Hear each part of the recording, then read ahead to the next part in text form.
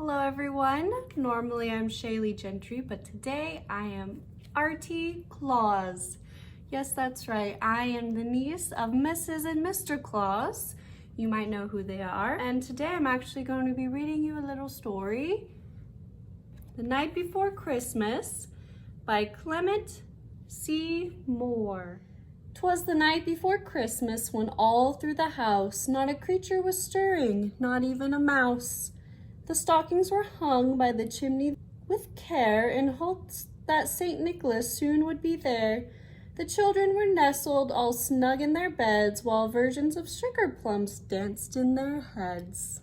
And Mama in her kerchief and I in my cap had just settled down for a long winter's nap. When out on the lawn there arose such a clatter, I sprang from my bed to see what was the matter. Away to the window I flew like a flash, tore open the shutters and threw up the sash. The moon on the breast of a new fallen snow gave the luster of midday to objects below.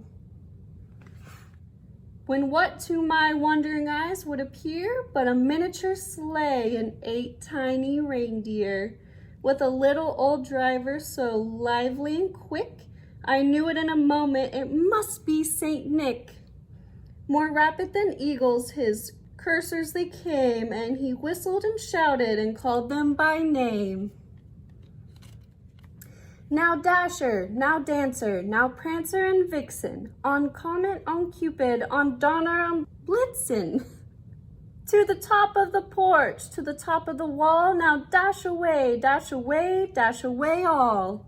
As dry leaves that before the wild hurricane fly, when they met with an obstacle mount to the sky, so up to the housetop the coursers they flew, with a sleigh full of toys and St. Nicholas too. And then in a twinkling I heard on the roof the prancing and the pawing of each little hoof. As I drew in my head I was turning around, down the chimney St. Nicholas came with a bound. He was dressed all in fur from his head to his foot, and his clothes were all tarnished with ashes and soot. A bundle of toys he had flung on his back, and he looked like a peddler just opening his pack.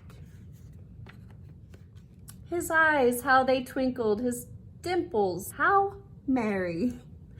His nose like cherry, his droll little mouth was drawn like a bow, and the beard on his chin was white as the snow. The stump of a pipe he held tight in his teeth, and the smoke it encircled his head like a wreath.